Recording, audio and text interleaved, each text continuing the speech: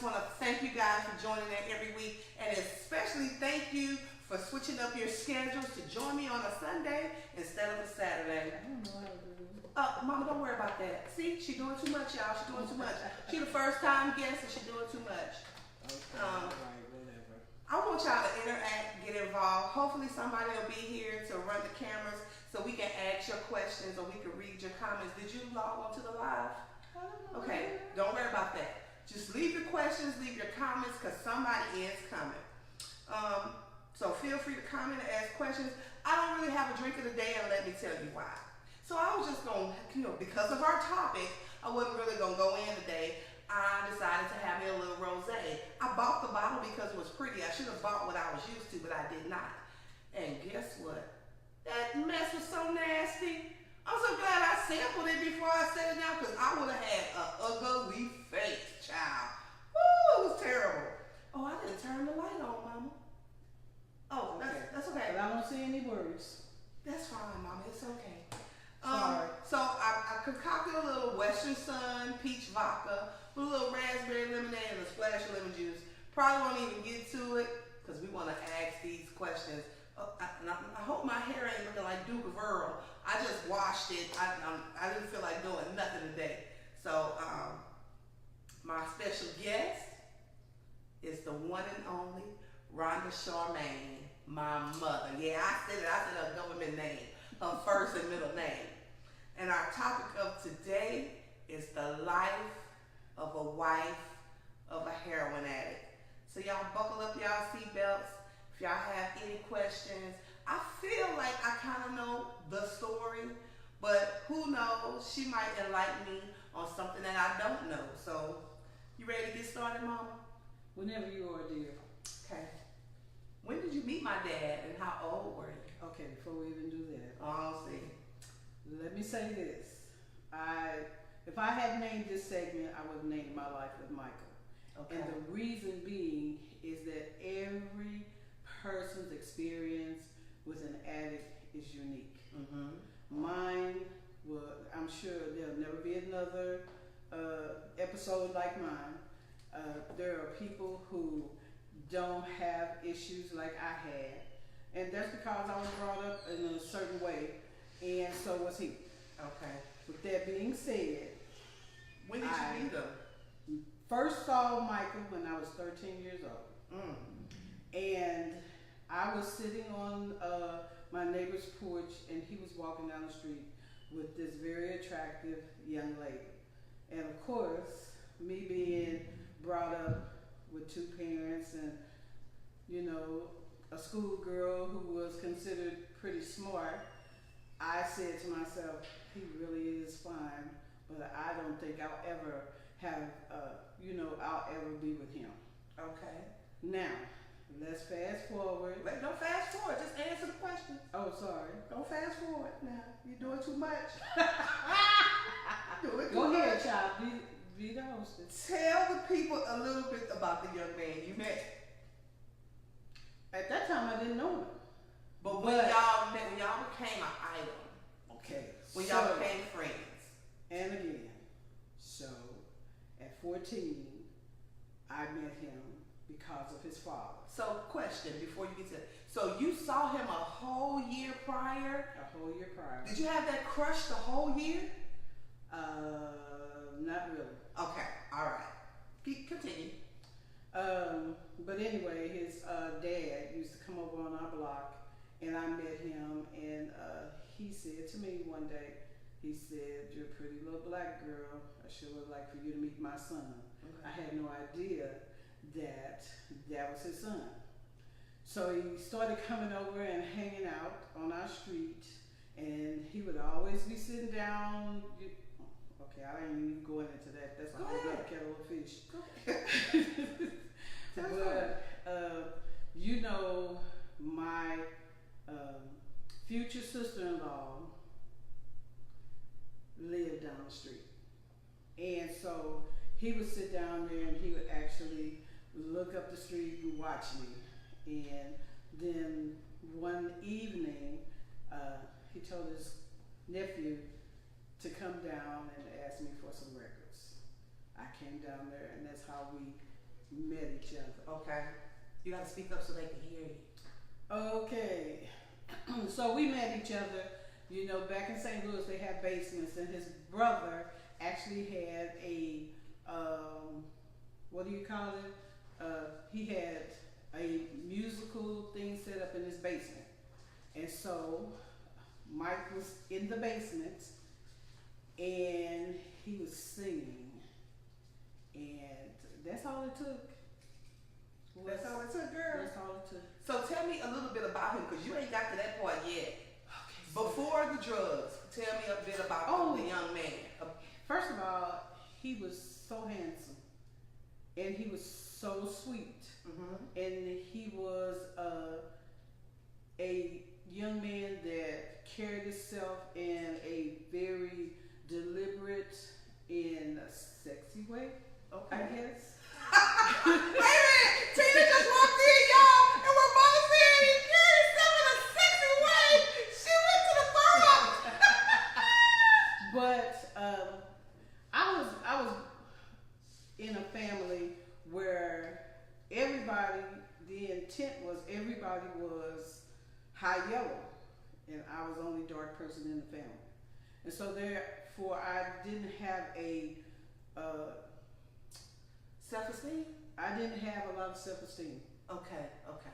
And so when I met him and he told me how beautiful I was and how smart I was, and it just, I mean, I was done for, Okay. you know? But again, he was very handsome, he was very charismatic, and he walked like he had intention, and I was done. You was done, girl? I was done. I was cooked. Okay. Was he using drugs at that time? So, because I was 13, 14 years old, I really had no idea what he Okay. was doing. Okay. As I matured, you know, as I started going to high school, then I started to recognize signs that he was doing something to make him happy. Okay. And because he would come to my house and he would be, we had this little short porch and he never got that porch right. He always seemed to come up and then go off on the wrong side, and he would laugh a lot and he thought that was funny. So he would miss he would be so high, like in La La Land, he would miss the steps. Oh yeah, he'd be a little high. But at that particular time, my thought process was everybody smokes weed. Okay. So that's what I thought. Everybody but you. Oh, everybody but me. I was the one that didn't do much of anything. I started smoking so I wouldn't have to give in Cigarettes, to what other people were doing. Cigarettes. That's what she smoked. Yeah. Okay, so how long did you guys date before you got married? We started dating when I was 14, and we got married when I was 18. Okay. So tell us about that date. You really want to know about my wedding day? Yeah, tell us about that date. Okay. So, don't go nowhere, stay right there. So, We got questions? Michael had proposed to me. I had really, honestly, was gonna quit him. And then he got down on his knee and he proposed to me. And of course, you know, here I am again, not very, I almost want to say smart. I was intelligent, but I wasn't very smart. Book sense, but no comment. Oh, I didn't have no common No sense. street smarts. No street smarts whatsoever. She had common sense, book sense, no street smarts. None. Because we're dealing with street Michael. Okay. Yes. And so when he proposed and I told my mother, she was excited. And she talked to his sister, she was excited. So they planned a wedding. Okay. And so I got married at my sister-in-law's house, my future sister-in-law. And my daddy, oh my God, he was about to have a stroke. And he told me point blank, he said, "You're making a big mistake." Mm. Well, of course, my father and I didn't have a good relationship. Okay. Not like we have now. Gotcha. So for him to say that to me, it really unnerved me. And I said, of all the people to tell me something like that, he's telling me that. Well, I should have listened because he was a man. Okay. He knew more about men than I did, of course. So again, my dad had to get drunk to walk me down the aisle. Oh wow. And so as we were coming down the steps, my dad said to me, he said, "Another mouth to feed." That's what he said to me. It broke my heart. Mm. But if I had paid attention to what he was saying, neither one of us had a job. Y'all were kids. We were kids. So tell me, how old were you guys when you got married? I was 18 and he was 20. And how long did you stay married? We stayed married for 35 years. We're gonna get back to that. So, when did you realize that you were in trouble? On my wedding day. Because apparently, I looked up, after we said I do, I looked up and he had gone. He had disappeared. And I found out later that my father, doing what dads do, had given him money as a wedding present. And you never saw the money. Never saw the money, child. Never saw that. And then we ended up going to some motel somewhere later on that night. Way too much information, people. We're gonna pass that. So, what was your most scariest experience being married to my dad?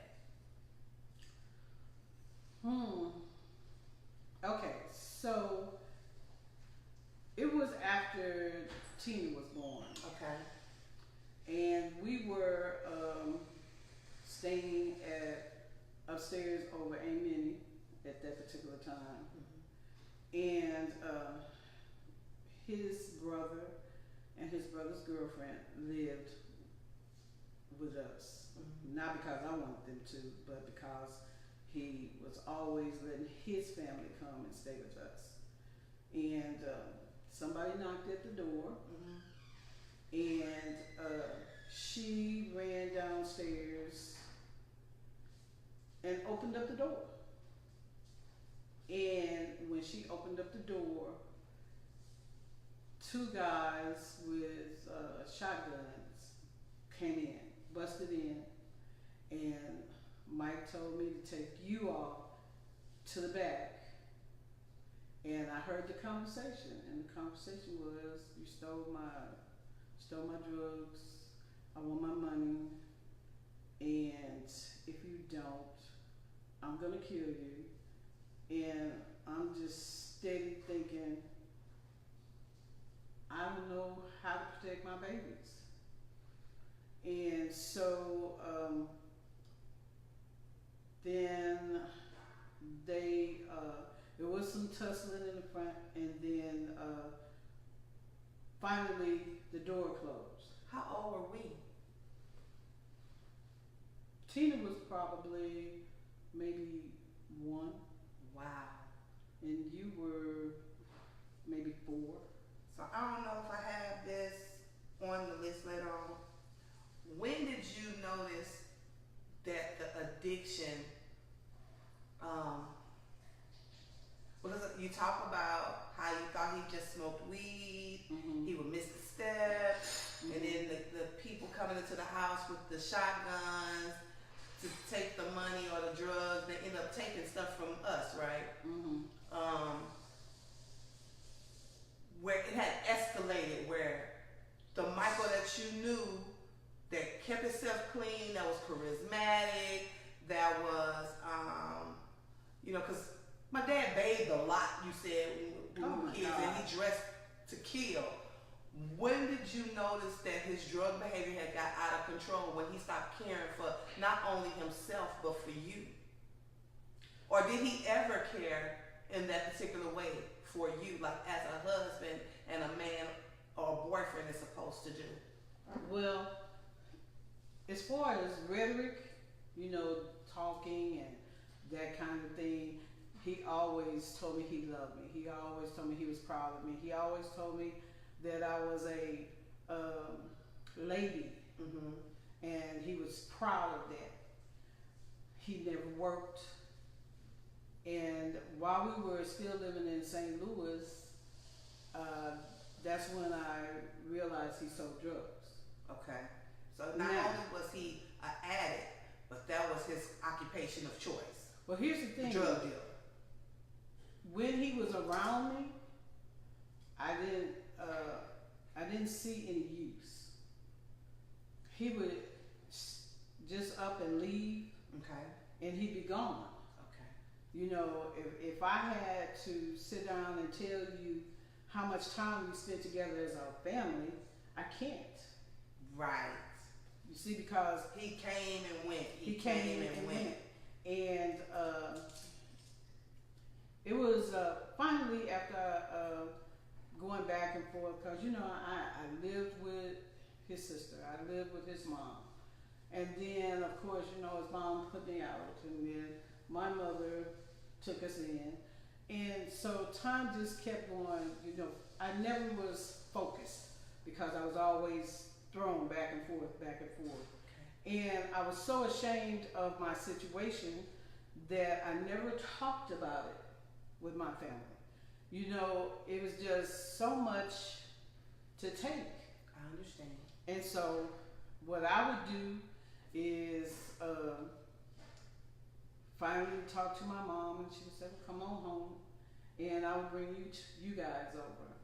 But I found out that he was selling drugs when he came over the night and picked you and Tina up and tried to take you away. And he took you down the street to some guy's house, and y'all said, "We ain't staying here. We want to go back home."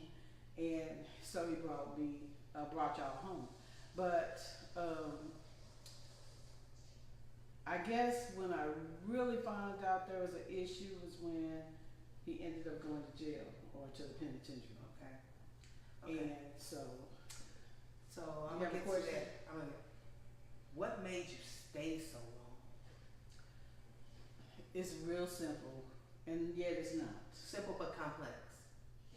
When I was growing up, you know, I went to church every Sunday.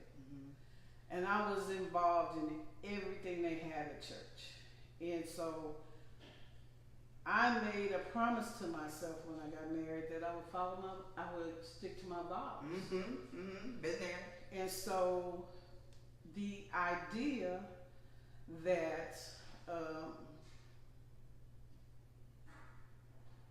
that when we said till death do us part, for better for worse, that stayed in my head. It resonated all the time. And so I felt that if I did not do what I had stood up there and took a vow for, I was wrong. Even if it cost you your life, even if it cost you, no pun intended, your kid's life, or even if it cost you, you know, even if you were in trouble, you still chose to stay. Up until a certain point, yes, I did. Do you believe that you were codependent? Oh, I was codependent as heck. And that's the thing that most people don't grasp, is that in a relationship with an addict, most people are codependent. And it comes from loving too much and not having the right frame of mind to deal with the addiction. Do you think you loved him because, well, I know you were in love with him. You were in love with him when you first saw him. But because you said you and granddaddy didn't have the best relationship, do you think because he showed you that attention, that's why you gravitated to him in such a way? That's quite possible. Because the truth is that you know that my daddy is my stepfather. Right. And so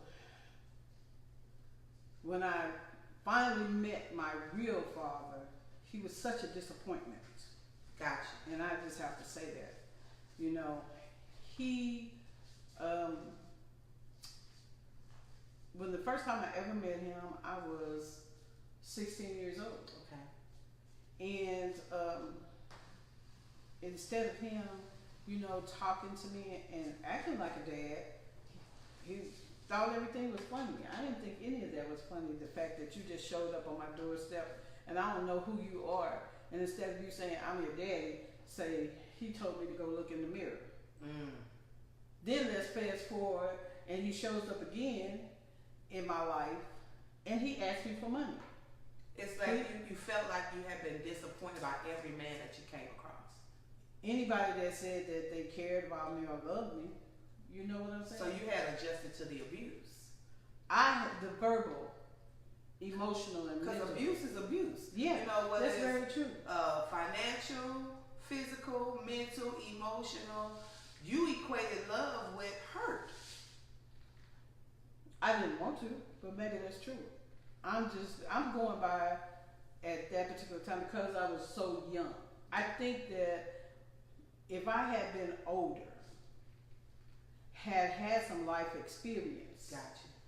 then maybe things would have been different. Because I remember when we were in St. Louis and you had moved out, we were staying on New Ashland, and Daddy wasn't around. I had no idea he was in the penitentiary at that time.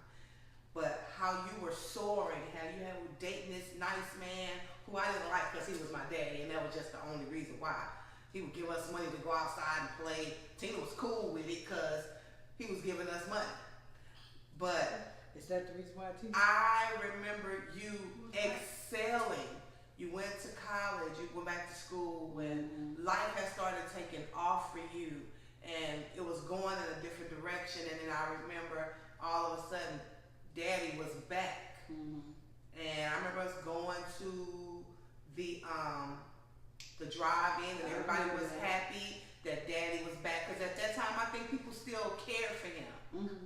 And he was working at this grocery supply thing, and he was bringing everybody groceries. He had the big lobster thing, and then you worked at the nursing home. And so Daddy dropped me and Daddy dropped you off at the nursing home, and then Daddy took me to the Blue Mire. And I remember at 9 years old sitting in the car, which seemed like forever. And when he finally came back to the car, he took us back to the house and he never came out the bathroom. In my mind, I realized at 9 years old, my daddy is a heroin addict. I remember seeing Say No to Dope when Ronald Reagan was in office. And they would show like different types of addicts. And the one particular man went in the restroom and they showed him tie his arm up and they showed him like the spoon. And I said, that's what my daddy's in the bathroom doing. It has to be. Because he's been in there all day. And I remember Granny had to come, I believe, and drive Daddy to get you. Because he was so loaded. And he had to go back to the halfway house that day. And I felt the trouble at 9. As though I loved him so, I felt the trouble at 9. And my question to you is, did you think that you could fix him? Well, of course. I'm codependent. So I'm thinking that sooner or later, the relationship that we had, you know, this love relationship that we had, it was going to kick in and he was going to recognize that he had done us wrong and that he was going to fix his life and everything was going to be hunky-dory. And again, that's because I had no life experience. Now, So we're in St. Louis, and he makes a decision that we should move to Texas. Okay. And I'm thinking, okay, this is a brand new start. This will work, you know. So we get here, and for a short period of time, everything started to work out. He got a job, I got a job. We were working together. We were making good money, and we got an apartment. Remember? Well, we weren't there because We were. No, yes, you were. The first time you were. First time we all rode here. yeah, we all rode here. But what I'm saying is, we all rode here, and then I told Grandma I don't want to be here. So That's the second time. That's the second time, sweetie. The first time we lived in an apartment on Gulfton. yeah, Remember we slept on the porch because we didn't have any lights. we came back for a while. When we went back for the summer though, we didn't. So when we went back is when y'all must have got the jobs and stuff. Here's where we at. So we came the first time. We got the jobs. We got the apartment. I even convinced Mama to come here and get a job, which she did. And that was the first time I recognized that she was in trouble. Okay. So I often wondered why my mother Loved your daddy so much. not loved him so much, but knew him so well. See, my mother loved everybody, but she knew him very well, and that's because she knew what he was going through. And so when time came that I was concerned, and he actually said to her, "Mama, you need to go home before something bad happens." That's when I realized the two of them connected. Okay. But then when I finally went back to St. Louis and tried to live there, I couldn't, because this place was so different from St. Louis. Right. And this place had so much opportunity. And when I told my mom I was getting ready to come here again with your dad, that's when she said, "You're not taking the kids." Okay. Get you. It's okay. So I said to her, I said, "Okay, I trust you." Okay. And so when we left, that was when I ended up homeless. During that period of time, however, I can say that he took care of me. He never let me go to bed at night without eating. He always made sure I had some place to sleep. And it was a difficult time, but it taught me. It taught me that I was going to have to learn how to stand up for myself and take care of myself. It took some time, but I did. So my question to you is, because now you've moved back to Houston. I'm still with Grandma. I'm in the 7th grade. That I know for sure. Mm-hmm. And you end up homeless. Well, I was job. homeless the minute we hit Houston. Right. But what I'm saying is, you know you're dealing with an addict now for sure. He has you in a place where you're homeless. Because to me, it's like, great is still with Grandma and Grandpa. Even though we were middle class, it was like that white picket fence type deal. And then you're thrown into this situation with this street hustler dude that's all over the place. And I know you felt like, and there's people coming in and out the house all the time, the same type of people. Well, here's the thing, baby, and so I can say this: when you're married to a person and you're in love with a person, Okay. then I'm not saying that every single moment was horrible. Mm-hmm. I understand what you're saying. Because we actually liked each other. Y'all had fun. And we had fun with each other.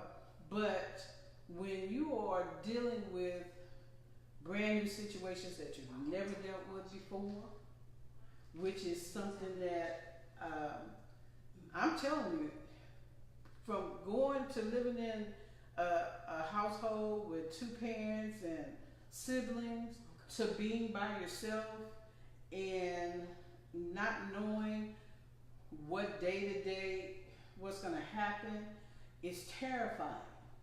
So my and you all were little. Excuse me, Mom. We have a question. Okay. When you had to leave your kids behind, did you feel like you were putting your marriage before your kids, leaving your kids behind, and was that hard for you? When I left my kids behind, my mother told me, Right. leave the kids here. I had no thought process about my marriage. My process was, my mother told me to leave my kids, and there's a reason why she told me that. And what she's doing is she's protecting them. That's what she's doing. So I really didn't think about my marriage at all. I thought about my kids. Okay. Now, I would have put y'all in the car, but that would have been something that, in all honesty, would have probably hurt me more Got you. than I would ever think about. But when when my mom said no, and see, I trusted, like I said, I trusted my mom. She would, to me, she was the voice of reason for everything. If I had sat down and She actually told you. talked to my mother about my situation, things would have turned out totally different. So my question is, you talk about the moment when y'all had nothing and y'all moved here and he took really good care of you. And hey Ladybug, and time you felt love there, like he took care of you like a husband should. But when did that change? It changed the minute I got a job. And I don't even, to this very day, I couldn't explain to you what it was. Because as long as I was dependent, then he would take care of me. So when did you decide enough was enough? Okay. So here we are in Houston. And when we first came and we were living on Galveston, and you all were trying to go to school, and you guys didn't have any socks and you didn't have any shoes. And you didn't have any decent clothes. And I kept saying to myself, my kids shouldn't be like this. And I said, so what's going on with you, Rhonda? You're not taking care of your kids. And so that happened. And then I made the mistake of giving him the rent money. You all weren't there then. We had just got that apartment. And I gave him the rent money, and in my mind, because I'm logical and rational, and in my mind, I'm saying, okay, he's gonna do what he's supposed to do because we don't want to be on the street. He'll take the money and he'll pay the rent. But see, God is funny, because that little voice, he said, don't do it, Rhonda. And again, that logical part of me said, but he's gonna take care of it. He loves me. And that voice said, don't do it, Rhonda. And I did it anyway.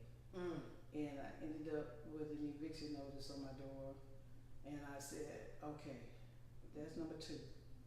Then the next time we got a place to stay, and we didn't have lights. And you guys, we had to sleep in an empty apartment with the windows open. And I said, I had enough. I said, my kids don't deserve this. And that's basically what I said. It wasn't about me, and it wasn't about Michael anymore. It was about you guys. And I said, you don't deserve this. And so I literally said, okay, if you recall, he disappeared. I took the light bill money and got that raggedy little Toyota. That was years later. Yeah, so I could get back and forth to work. I just started doing what I felt I needed to do as a mother and try to take care of you guys. Even then, he still went back and forth. Oh yeah, he came back and forth. It's like, even though you had checked out of the relationship, but he was always ever present, at least 4 times a year. He was always coming back. He was always trying to sit down and push yourself into the household. You know, and it used to piss me off. Then it kind of made me laugh because by the time he would come in and he would want to tell you what to do, and I would just listen to the response. Gotcha. So I have a really important question because I know my mom had been a nurse since she was 18, and she worked in the hospital for years and years and years and years and years, and then one day she started working at a methadone clinic, and she worked at God has a great sense of humor. So she's working at this methadone clinic, and she just stopped working at the methadone clinic, what, about a year ago? Actually, I've been nursing for 45 years. Mm-hmm.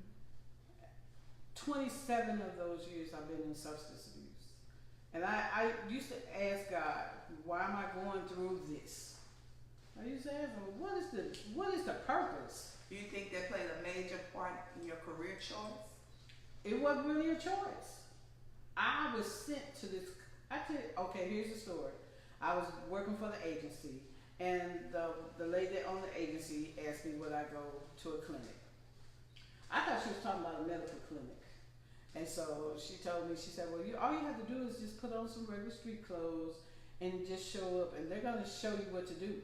I said, what kind of clinic is that where you can wear your street clothes? I said, okay. So I showed up downtown on McGowan. Mm-hmm, I remember. And knocked on the door, went inside, and there was a girl there. And she said, come on, I'm going to show you what to do. And I said, what kind of place is this? And she said, this is a methadone clinic. I said, well, what is methadone? I didn't even know what it was. And that's when she told me that we treat opiate addiction.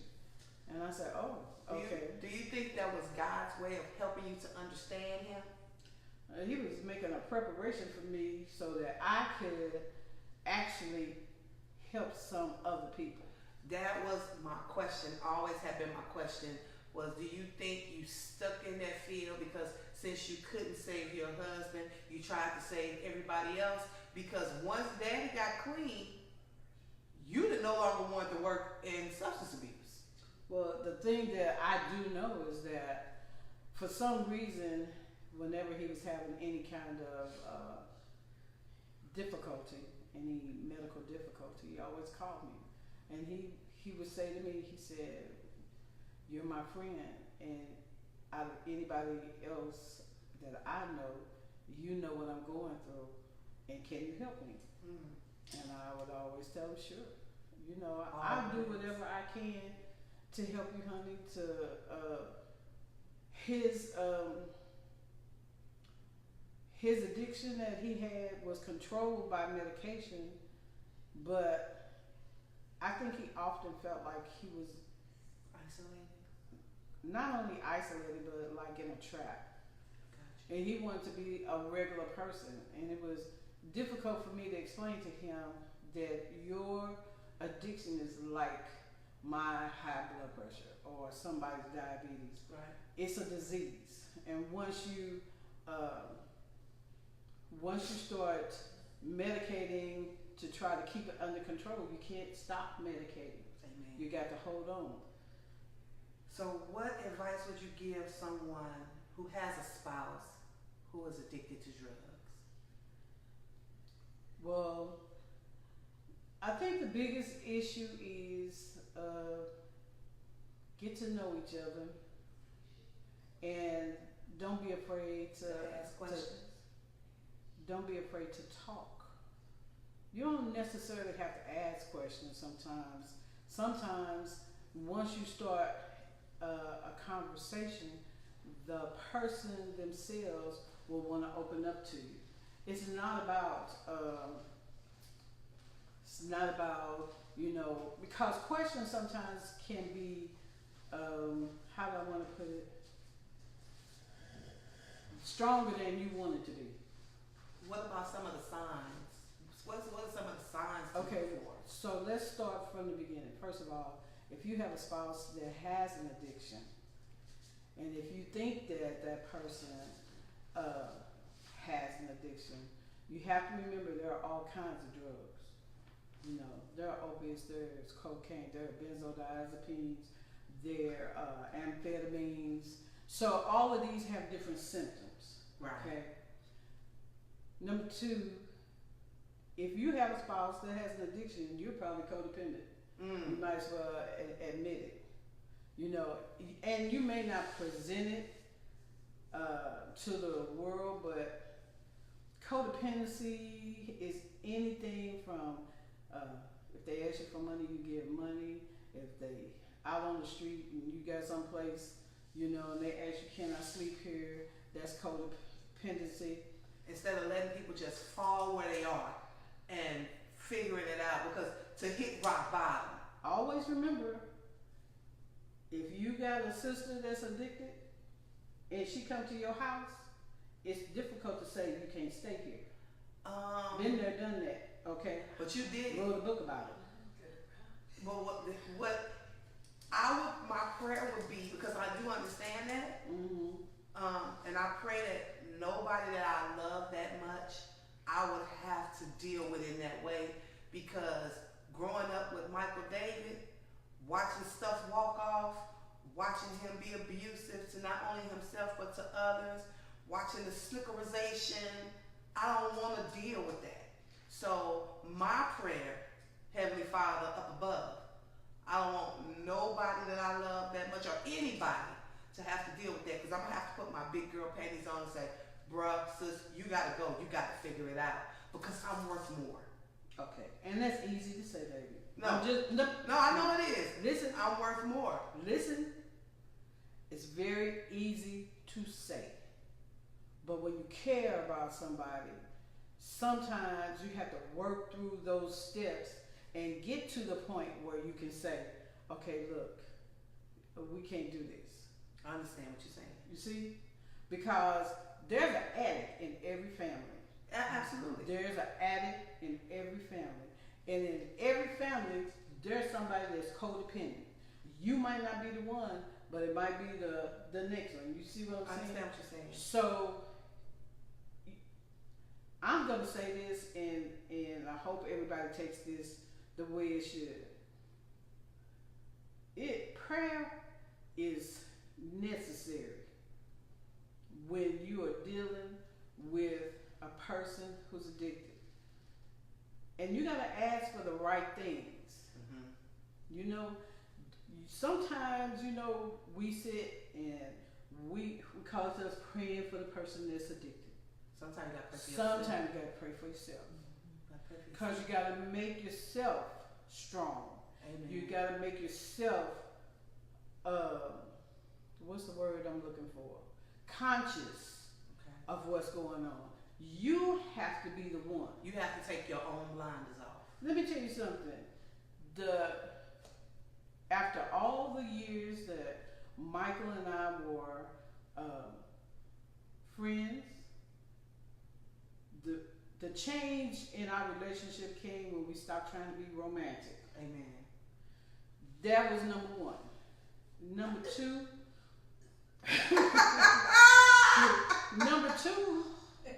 was when I recognized that when I was sick, the two people who came and took care of me were you two. You see what I'm saying? Yes, ma'am.